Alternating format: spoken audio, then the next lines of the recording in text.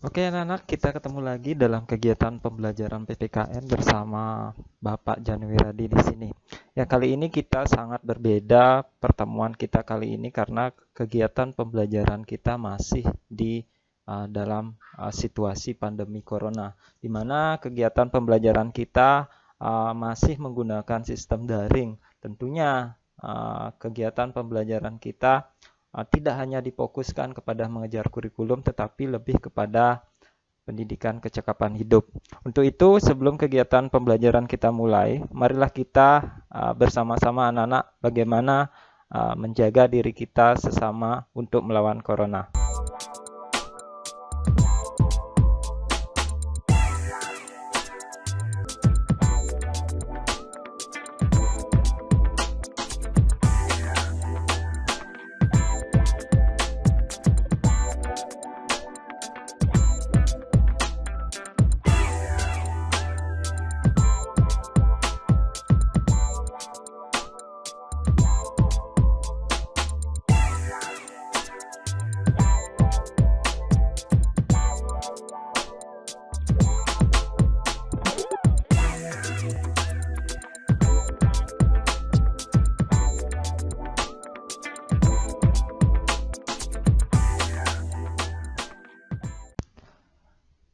Minggu lalu telah dijelaskan mengenai ruang lingkup kegiatan pembelajaran PPKN di kelas 12. Untuk kali ini Bapak tekankan kembali bahwa kegiatan pembelajaran di kelas 12 itu sangat berbeda dengan kegiatan pembelajaran di kelas 10 dan 11. Di mana kalau kita lihat waktu kegiatan belajar di kelas 12 itu lebih singkat dibandingkan dengan belajar kelas 11 dan 10. Nah, untuk itu Bapak akan sampaikan kembali di mana kegiatan pembelajaran kelas 12 selama satu semester ini akan kita membahas 4 KD. Yang pertama ini KD 3.1, ini menganalisis nilai-nilai Pancasila terkait dengan kasus pelanggaran hak dan pengingkaran kewajiban warga negara dalam kehidupan berbangsa dan bernegara. Jadi kurang lebih nanti kita akan 4 kali pertemuan. Kemudian KD yang kedua, mengevaluasi perlindungan dan penegakan hukum dalam masyarakat untuk menjamin keadilan dan kedamaian. Ini juga kurang lebih anak-anak kita 4 kali sampai dengan 5 kali pertemuan. Di mana kedua KD ini akan dibahas di semester ganjil. Kemudian yang KD.3 ini mengidentifikasi pengaruh positif dan negatif kemajuan HITEP terhadap negara. Ini sebenarnya ada di semester 2, tetapi untuk di kelas 12 kita akan habiskan di semester ganjil atau semester 1. Kemudian di semester 2 kita akan membahas hanya satu saja, itu mengevaluasi dinamika persatuan dan kesatuan bangsa sebagai upaya dalam mempertahankan negara kesatuan Republik Indonesia. Ya, jadi kurang lebih anak-anak di semester 2 nanti kita akan membahas 1 KD, yakni kurang lebih kita akan 4 kali sampai dengan 5 kali pertemuan. Kemudian kegiatan pembelajaran kita kali ini kita akan membahas anak-anak KD pertama, yaitu menganalisis nilai-nilai Pancasila terkait dengan kasus-kasus pelanggaran hak dan pengingkaran kewajiban warga negara dalam kehidupan berbangsa dan bernegara. Jadi materi ini sebenarnya ini sudah anak-anak dapatkan dulu di kelas 10, kemudian kelas 11, kemudian di kelas 12 ini ditekankan kembali, di mana dalam kegiatan pertemuan kali ini kita akan membahas anak-anak bagaimana kita menganalisis makna hak dan kewajiban warga negara sesuai dengan. Oke, yang pertama kita akan membahas mengenai makna hak dan kewajiban warga negara, di mana makna hak dan kewajiban warga negara ini ada 3 hal yang akan kita bahas. Yang pertama ini makna hak warga negara, kemudian makna kewajiban warga negara, kemudian yang ketiga hak dan kewajiban warga negara menurut Undang-Undang Dasar 1945. Ya, jadi tentunya anak-anak di kelas 10 kemarin kita sudah di kelas 10 dan 11, terutama di kelas 11 kita sudah membahas mengenai hak asasi manusia. Tentunya anak-anak masih ingat apa itu hak asasi manusia. Kemudian apa bedanya hak asasi manusia dengan hak warga negara. Jadi kalau kita ingat kembali anak-anak, hak asasi manusia ini adalah hak yang melekat pada diri setiap manusia. Di mana hak asasi manusia ini berbeda dari pengertian hak warga negara. Karena hak asasi manusia ini adalah hak dasar yang dimiliki oleh setiap manusia yang tidak dibatasi oleh yang namanya hak warga negara. Jadi hak asasi itu sifatnya universal, tidak terpengaruh status kewarganegaraan seorang, akan tetapi hak warga negara ini dibatasi oleh kewarganegaraannya. Jadi hak asasi ini melekat pada diri manusia dalam kedudukannya sebagai maksudnya hak warga negara ini melekat pada diri manusia dalam hal kedudukannya sebagai warga negara. Nah, itu tadi sudah kita bahas mengenai hak asasi, bedanya dengan hak warga negara. Sekarang kita lihat kewajiban warga negara dengan kewajiban hak asasi. Jadi kewajiban itu dapat diartikan sebagai segala sesuatu yang harus dilaksanakan dengan penuh tanggung jawab. Sedangkan kewajiban warga negara itu dapat diartikan sebagai tindakan atau perbuatan yang harus dilakukan oleh seorang warga negara sebagaimana diatur dalam ketentuan peraturan perundang-undangan yang berlaku. Kemudian kewajiban asasi ini merupakan kewajiban dasar yang dimiliki oleh setiap orang. Dengan kata lain, kewajiban asasi terlepas dari kewajiban kewarganegaraan yang dimiliki. Contoh misalkan kewajiban hak asasi manusia ini anak-anak misalkan tolong menolong. Jadi setiap manusia itu harus memiliki sikap saling tolong. Ini merupakan kewajiban dasar karena pada kodratnya manusia ini ditakdirkan sebagai makhluk individu dan makhluk sosial. Jadi tidak bisa hidup sendiri. Jadi dengan demikian kita bisa lihat bahwa kewajiban warga negara itu tidak semuanya merupakan kewajiban asasi.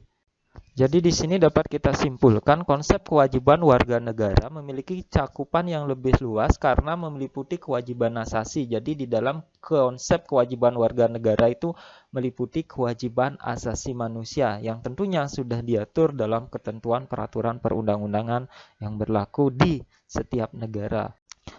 Nah, di sini Bapak hanya mengingatkan kembali, jadi biar anak-anak lebih jelas bahwa kewajiban hak asasi manusia dengan kewajiban warga negara itu berbeda, di mana bahwa kewajiban asasi itu adalah kewajiban dasar yang dimiliki oleh setiap orang manusia yang dibawa sejak lahir sebagai anugerah Tuhan Yang Maha Esa.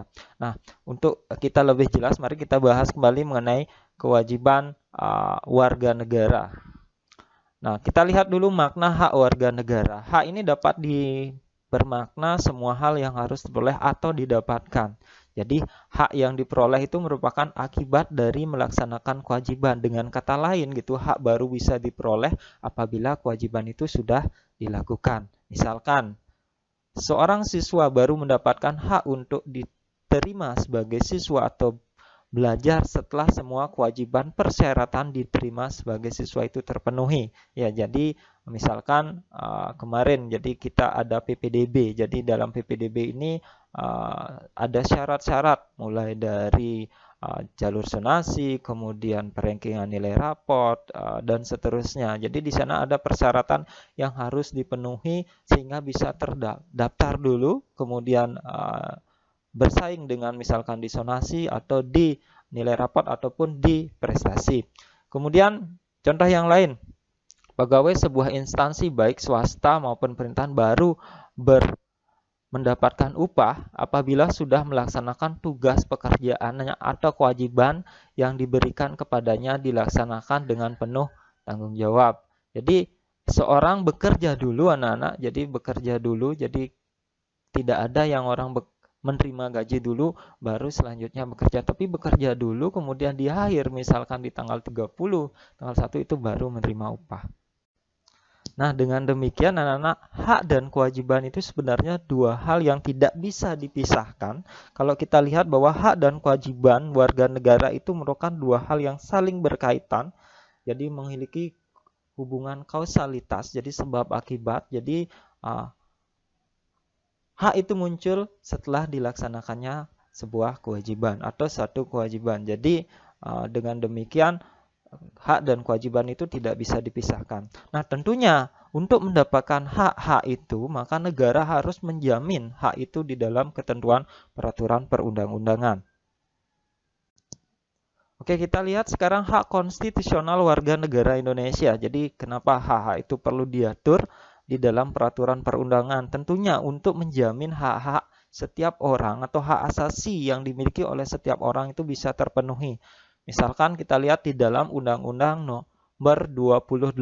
Anak-anak bisa lihat di dalam 28D ayat 3 itu tahun 1945 menyatakan setiap warga negara berhak atas kesempatan yang sama dalam pemerintahan. Kemudian di dalam pasal 27 ayat 2 menyatakan tiap-tiap warga negara berhak atas pekerjaan dan penghidupan yang layak bagi kemanusiaan. Kemudian yang ketiga, pasal 27 ayat 3-nya yang berbunyi setiap warga negara berhak dan wajib ikut serta dalam upaya pembelaan negara. Kemudian di pasal 30 ayat 1 yang berbunyi tiap-tiap warga negara berhak dan wajib ikut serta dalam usaha pertahanan dan keamanan negara. Kemudian di pasal 31 ayat 1 menentukan setiap warga negara berhak mendapatkan pendidikan. Kemudian kita lihat anak-anak makna kewajiban warga negara. Jadi kewajiban secara sederhana itu dapat dimaknai sebagai segala sesuatu yang harus dilaksanakan dengan penuh tanggung jawab.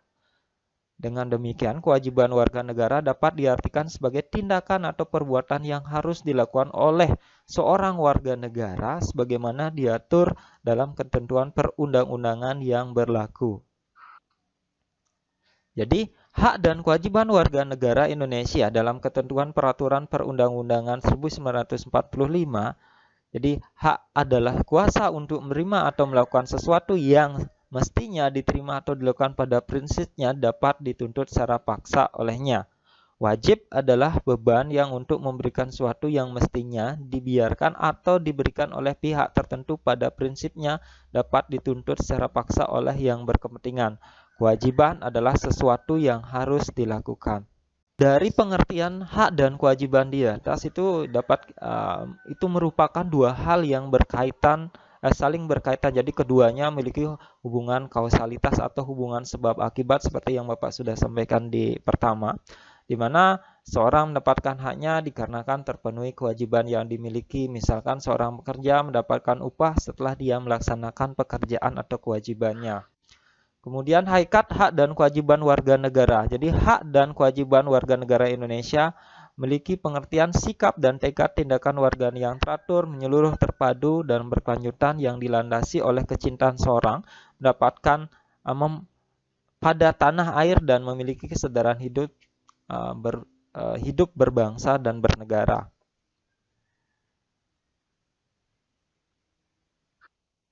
Kemudian hak warga negara. Jadi hak warga negara ini anak sesuai dengan ketentuan peraturan perundang-undangan. Anak-anak bisa lihat di pasal 27 kemudian sampai dengan pasal 34 itu ada hak-hak, misalkan di pasal 28 yang mengatur khusus mengenai hak asasi manusia. Itu ada beberapa hak warga negara yang dimiliki. Yang pertama kita bersamaan kedudukannya dalam hukum pemerintahan, kemudian memperoleh pekerjaan penghidupan yang layak, ada pembelaan negara, berserikat, berkumpul, serta merupakan pendapat untuk hidup serta untuk mempertahankan hidup dan kehidupannya. Kemudian yang keenam itu untuk membentuk keluarga atau melanjutkan keturunan. Kemudian ada sebagai anak berhak atas kelangsungan hidup, tumbuh, berkembang, dan ini menjadi dikembangkan anak-anak atau undang-undang organiknya turunannya menjadi undang-undang perlindungan anak atau yang di lembaganya ada lembaga Komnas HAM. Kemudian mengembangkan diri melalui pertumbuhan kebutuhan dasarnya, berhak mendapat pendidikan, memperoleh manfaat dari ilmu pengetahuan teknologi, seni budaya demi meningkatkan kualitas hidupnya dan demi kesejahteraan umat. Dan seterusnya anak-anak bisa lihat di buku paket ini sudah diterangkan anak-anak silakan bisa baca atau bisa anak-anak analisis setiap pasal-pasal di dalam Undang-Undang Dasar yang menyangkut tentang hak warga negara. Jadi hak-hak ini anak-anak yang dijamin di dalam ketentuan, tentunya anak-anak hak-hak ini untuk melindungi hak-haknya atau mendapatkan sehingga tidak terjadi benturan hak-hak dengan warga negara atau manusia lainnya. Jadi kemudian hidup sejahtera lahir, mendapatkan kemudahan, mendapatkan jaminan sosial, hak miliki pribadi, dan seterusnya. Kemudian tidak disiksa, hak bebas dari penaklukan sifat diskriminatif, hak masyarakat, dan seterusnya. Kemudian perlindungan, pemajuan, penegakan, dan pemenuhan asasi manusia. Kemudian memeluk agama di dalam pasal 29, kemudian mendapatkan pendidikan pasal 31, dan memelihara dan mengembangkan nilai budaya. Perekonomian pasal 30 ini dengan prinsip bahwa ekonomi kita menggunakan ekonomi berasaskan kekeluargaan. Kemakmuran dipelihara oleh negara. Kita sudah melihat haknya, hak warga negara. Jadi selanjutnya kita lihat kewajiban. Jadi kewajiban warga negara. Jadi kewajiban warga negara yang diatur dalam peraturan perundang-undangan yang meliputi misalkan menjunjung tinggi hukum. Jadi peraturan hukum. Jadi anak-anak bisa dilihat di pasal 27. Kemudian anak-anak pembelaan negara, anak-anak bisa lihat di pasal 30, menghormati hak asasi manusia orang lain. Anak-anak bisa lihat di pasal 28, kemudian tunduk kepada pembatasan diterapkan dengan undang-undang. Jadi di dalam pasal 28 itu semua hak-hak orang itu harus kita hormati. Tentunya anak-anak hak ini bisa didapatkan atau hak-hak seseorang itu harus dengan melaksanakan kewajiban. Contohnya misal. Kemudian berikutnya yaitu mengutamakan persatuan dan kesatuan di atas kepentingan pribadi dan golongan. Jadi ini kewajiban mendahulukan kepentingan umum. Kemudian berikutnya memberikan suara dalam pemilihan umum. Ya, jadi ini adalah sebuah kewajiban. Walaupun golput itu merupakan bukan satu pelanggaran hukum, tetapi ini sebagai warga negara yang baik, ini tentunya wajib anak-anak untuk memajukan bangsa ini. Salah satunya ini memberikan suara dalam pemilihan umum atau kegiatan yang lainnya yang terkait dengan penentuan atau pemilihan suara. Kemudian yang berikut menjalankan ibadah agama. Jadi kita harus negara kita negara beragama, jadi wajib anak-anak memilih salah satu agama dan beribadah menurut agama. Tapi di dalam Undang-Undang Dasar pasal 29 itu bahwa Indonesia juga selain agama juga adanya anak-anak dijaminnya kepercayaan atau aliran kepercayaan asalkan ini tidak bertentangan dengan ajaran agama dan melaksanakan ajaran itu sesuai dengan ketentuan nilai-nilai yang tertera dalam agama. Kemudian yang berikutnya ini menjaga toleransi beragama. Kemudian berikut menjadi saksi persidangan. Ini merupakan kewajiban. Kemudian belajar terus menuntut ilmu dan teknologi untuk masa depan. Nah, di dalam hak dan kewajiban yang tadi sudah kita bahas bersama, tentunya ada hak dan kewajiban warga negara dalam undang-undang itu merupakan sekaligus hak, sekaligus juga kewajiban.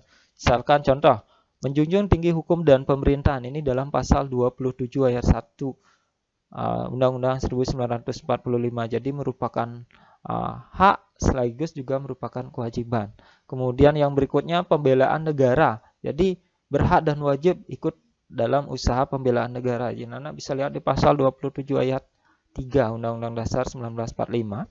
Kemudian yang berikutnya usaha pertahanan dan keamanan negara di pasal 30 ayat 1. Jadi menggunakan sistem pertahanan rakyat semesta ini anak-anak jadi berhak dan wajib ikut serta dalam usaha pertahanan dan keamanan negara sesuai dengan profesi dan kalian masing-masing anak-anak. Jadi seperti ini anak-anak, hak dan kewajiban ini diatur di dalam ketentuan peraturan undang-undangan sehingga semua hak-hak seseorang itu bisa dijamin, tentunya anak-anak itu dengan melaksanakan kewajiban. Oke anak-anak, untuk pertemuan kali ini cukup sampai di sini dulu anak-anak. Nanti kita akan lanjutkan anak-anak. Jadi indikator yang kedua. Jadi silakan anak-anak sekarang mengerjakan tugas yang Bapak share di dalam Google Classroom. Kemudian nanti tugas itu dikumpulkan kembali untuk menjadi satu evaluasi apa yang sudah tadi kita jelaskan. Oke anak-anak, sampai jumpa kembali di kegiatan pembelajaran berikutnya.